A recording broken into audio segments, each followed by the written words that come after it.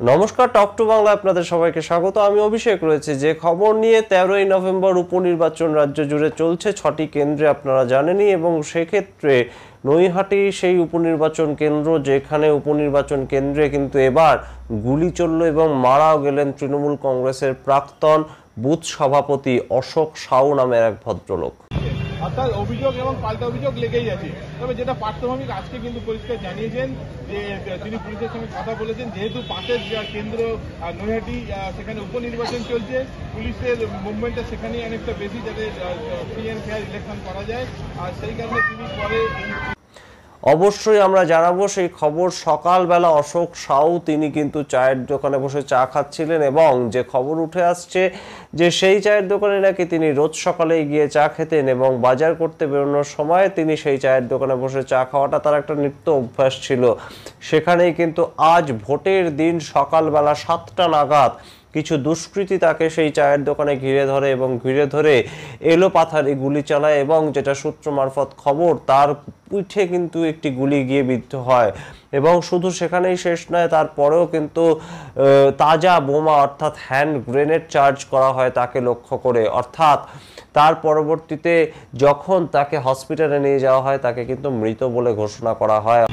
অর্থাৎ অভিযোগ এবং পাল্টা অভিযোগ লেগেই আছে। তবে যেটা পার্থভৌমিক আজকে কিন্তু পরিষ্কার জানিয়েছেন যে তিনি পুলিশের সঙ্গে কথা বলেছেন, যেহেতু পাশের কেন্দ্র নৈহাটি, সেখানে উপনির্বাচন চলছে, পুলিশের মুভমেন্টটা সেখানেই অনেকটা বেশি, যাতে ফ্রি অ্যান্ড ফেয়ার ইলেকশন করা যায়।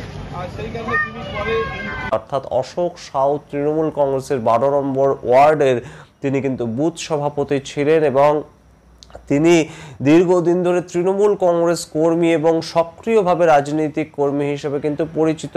এবং নৈহাটি ভাটপাড়া এলাকায় এই যে ঘটনা, তা কিন্তু অবশ্যই ইতিমধ্যেই মানুষের মধ্যে চাঞ্চল্য তৈরি করেছে। আপনারা দেখতে পাচ্ছেন সেই ফুটেজ, যেটা যে দোকানে বসে অশোক সাউ আজ সকালবেলা চা খাচ্ছিলেন সেখানকার ফুটেজ একদম ডাইরেক্ট দেখাচ্ছি আমরা আপনাদের।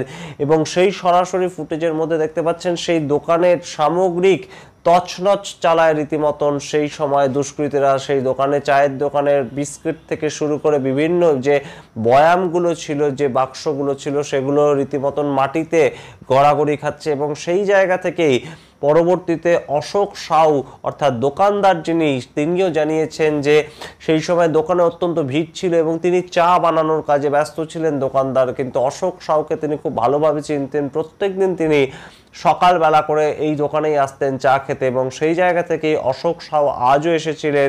কিন্তু ভাটপাড়ার যে উপনির্বাচন, মূলত এই উপনির্বাচন কিন্তু আমরা জানি যে পার্থ ভৌমিক তিনি সেখানকার নৈহাটির বিধায়ক ছিলেন এবং 2024 সালে তিনি যখন লোকসভা নির্বাচনে তার যে মনোনয়নপত্র সেটা জমা দেন, তখন তিনি এই নৈহাটি বিধানসভা থেকে তার যে এমএলএ সিট সেটা থেকে ইস্তফা দেন এবং তার পরবর্তীতে এই সিটে কিন্তু উপনির্বাচন তৈরি হয়। এবং উপনির্বাচন হওয়ার ক্ষেত্রে আজ সেই ডেট পড়েছে নির্বাচন কমিশনের তরফে এবং সেইখানে যে লড়াইটা, সেটা কিন্তু মূলত অর্জুন সিং, বিজেপি, তিনি একজন বড় নেতা অর্জুন সিং এবং অর্জুন সিং বনাম পার্থ ভৌমিক। এবং এই ঘটনায় কিন্তু আমরা আগে থেকেই জানতাম যে অর্জুন সিং ঠিক যেমনভাবে বিজেপি প্রার্থী, তাকে নিয়ে বিভিন্ন জায়গায় ঘুরে ঘুরে প্রচার চালিয়েছিলেন, ঠিক তেমনভাবেই সনৎ দে, তৃণমূল কংগ্রেসের যিনি প্রার্থী এই উপনির্বাচনে, তিনিও কিন্তু পার্থ ভৌমিকের ছায়া সঙ্গী। রীতিমতন পার্থ ভৌমিককে এতদিন ধরে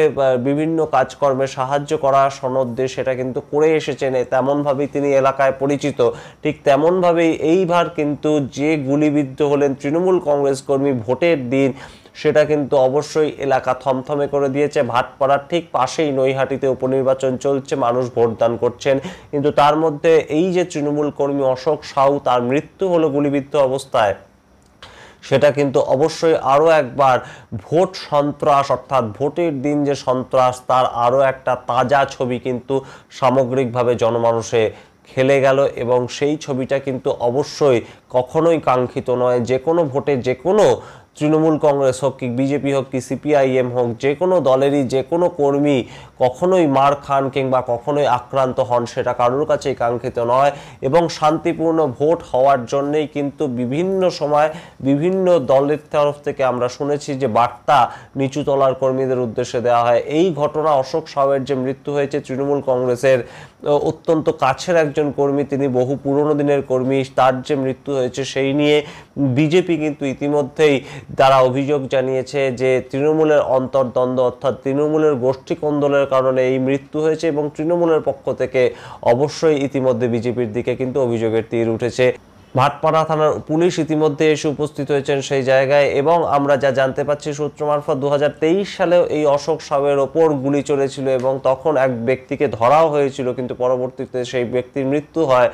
এবং সেই জায়গা থেকে এবার আবার 2024 সালে 13ই নভেম্বর তার ওপর যে আক্রমণ হলো এবং তিনি মারা গেলেন, সেটা কিন্তু অবশ্যই একটা দুষ্কৃতীদের দ্বারা করা হয়েছে বলেই আমরা সূত্র মারফত খবর পাচ্ছি। এবং ইতিমধ্যেই কিন্তু বোম স্কোয়াডের টিমও পৌঁছে গিয়েছে এবং তারা কিন্তু সেই যে দোকান, সেই দোকানের মধ্যে থেকে অর্থাৎ চায়ের দোকানের মধ্যে থেকে একটি তাজা হ্যান্ড গ্রেনেডও ইতিমধ্যে পেয়েছে, উদ্ধার করেছে বলেই আমাদের কাছে খবর এসে পৌঁছাচ্ছে। সামগ্রিক খবর দিকে আমরা নজর রাখবো যে 6টি উপনির্বাচন হলো আজকে সারাদিন ধরে এখনো পর্যন্ত চলছে, সেই 6টি উপনির্বাচনে আর কোথাও কোনো অশান্তি কিংবা ভোটকে ঘিরে কোনো সন্ত্রাস চলছে কিনা সেই সমস্ত খবর জানাবো আপনাদের। আপনারা দেখতে থাকুন টক টু বাংলা। ভুলবেন না টক টু বাংলা ইউটিউব চ্যানেলটিকে সাবস্ক্রাইব করতে।